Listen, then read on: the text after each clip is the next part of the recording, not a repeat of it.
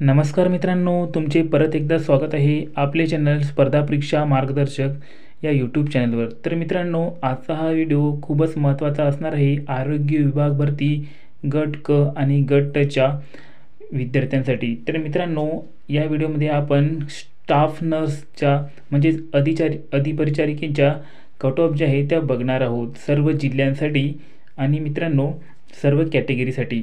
तर हा व्हिडिओ खूपच महत्त्वाचा आहे, याला तुम्ही शेवटपर्यंत बघा. तुमचे सर्व डाऊट क्लिअर होऊन जातील आणि डिटेलमध्ये आपण ही कट ऑफ बघणार आहोत.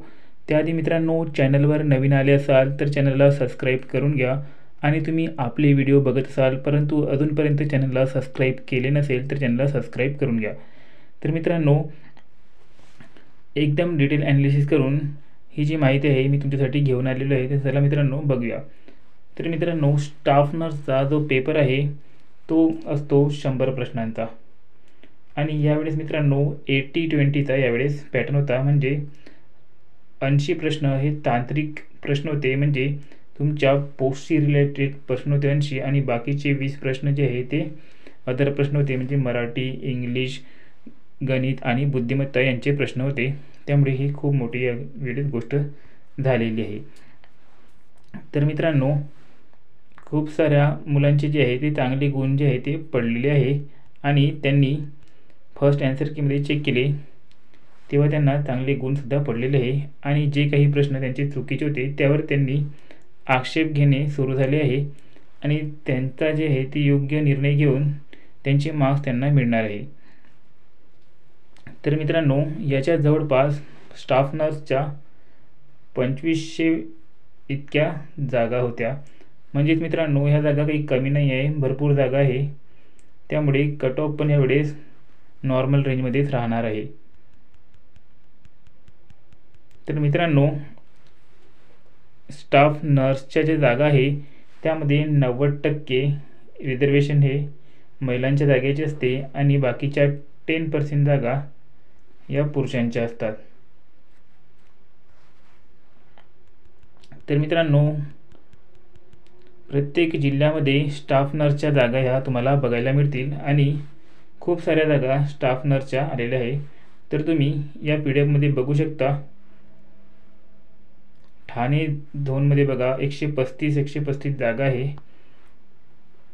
म्हणजे 135 जागा ज्या आहेत त्या शासकीय आहे आणि 135 ज्या आहेत ते खाजगी आहे. असे 50-50 डिवाईड झालेले आहे.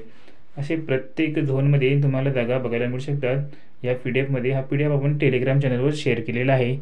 आपल्या टेलिग्राम चॅनलला तुम्ही जॉईन करू शकता, डिस्क्रिप्शनमध्ये त्याची लिंक दिलेली आहे.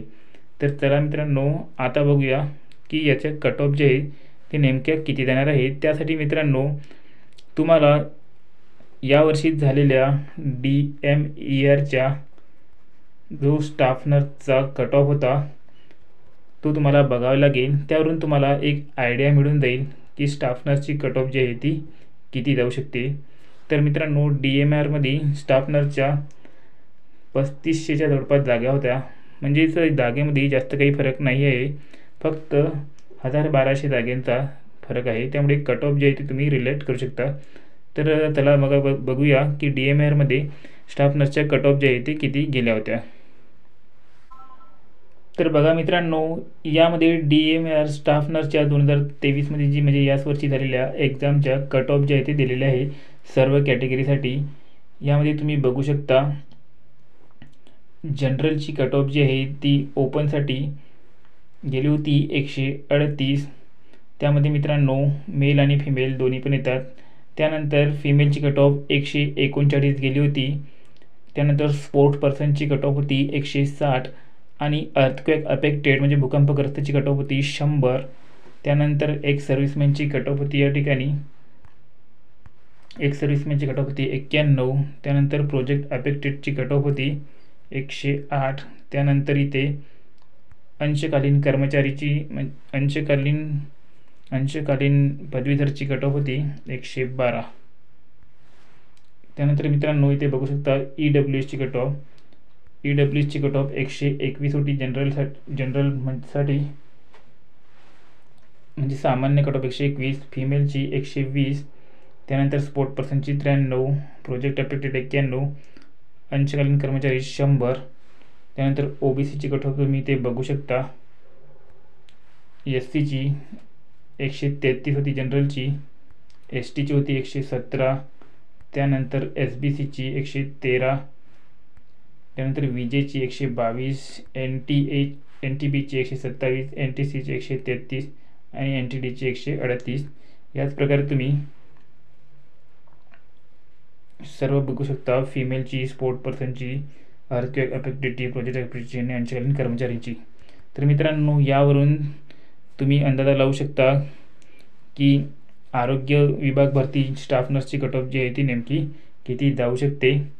कारण की मित्रांनो, ही एक्झाम पण याच वर्षी झाली आहे आणि ज्यांनी ही एक्झाम दिली होती त्यापैकी बहुतांश मुलांनी आरोग्य विभागाची सुद्धा एक्झाम दिलेली आहे. आणि मित्रांनो, महत्त्वाची बाब म्हणजे ज्यांचे सिलेक्शन या एक्झाममध्ये झाले आहे ते जे आहे ते कॉम्पिटिशनमधून बाहेर गेले आहे. तर त्याचा फायदा जो आहे मित्रांनो, तो यावेळेसच्या स्टाफ नर्सच्या पोस्टसाठीच्या सिलेक्शनला मुलांना मिळणार आहे. म्हणजेच थोडी कॉम्पिटिशन जी आहे ती आरोग्य विभागामध्ये कमी झालेली आहे. तर यावेळेस DMRच्या वेळेस जागा होत्या 3500च्या जवळपास आणि आता जागा आहे 2500च्या जवळपास. म्हणजे जवळपास 1000 जागांचा या ठिकाणी फरक पडलेला आहे. तर मित्रांनो, या ज्या कट ऑफ आहे यापेक्षा जवळपास मित्रांनो यामध्ये तुम्ही पकडू शकता 5 ते 10 मार्क एवढे एक्स्ट्रा मार्क या कट ऑफपेक्षा यावेळेस राहण्याचे भरपूर चान्सेस आहे. म्हणजे जनरलची कट ऑफ 138 होती मागच्या वेळेस, ते यावेळेस तुम्ही 148 एवढी जनरलची कट ऑफ राहू शकते. म्हणजे तुमचे जवळपास मित्रांनो 74 क्वेश्चन जे आहे ते बरोबर यायला हवे. 74 क्वेश्चन बरोबर असेल तर तुम्ही जनरलमध्ये सेफ आहात. त्यानंतर EWSसाठी 130 एवढे मार्क्स तुमचे यायला पाहिजे. त्यानंतर OBCसाठी 142 एवढे मार्क तुम्हाला यायला पाहिजे. SCसाठी 140च्या जवळपास तुम्हाला मार्क असायला पाहिजे. त्यानंतर STसाठी 125 ते 127 एवढे मार्क असायला पाहिजे. SBCसाठी 120 ते 125पर्यंत मार्क तुम्हाला यायला पाहिजे. त्यानंतर NTसाठी 130 ते 140 या रेंजमध्ये मार्क तुम्हाला असायला पाहिजे. आणि बाकीची तुम्ही तर काढूच शकता स्पोर्ट्स पर्सनच्या, अर्थक्वेकच्या आणि प्रोजेक्ट अफेक्टेडच्या. यावरून तुम्ही बघू शकता किती कट ऑफ जाऊ शकते.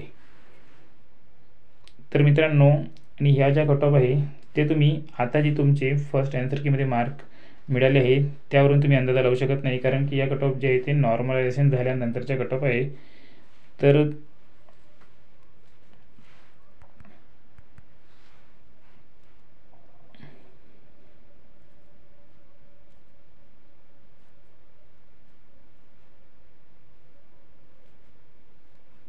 कारण की तुमच्या ज्या एक्झाम आहे त्या शिफ्टनुसार झाल्या त्यामुळे नॉर्मलायझेशन होणार आहे. तर तुम्हाला थोडेसे वाढीव मार्कसुद्धा मिळणार आहे. तर मित्रांनो, व्हिडिओ आवडल्यास व्हिडिओला एक लाईक करा आणि आपल्या चॅनलला सबस्क्राईब नक्की करा. तर मित्रांनो, हे कट ऑफचं जे पेज आहे ते तुम्हाला आपल्या टेलिग्राम चॅनलवर मिळून जाईल. तिथे तुम्ही हे बघू शकता.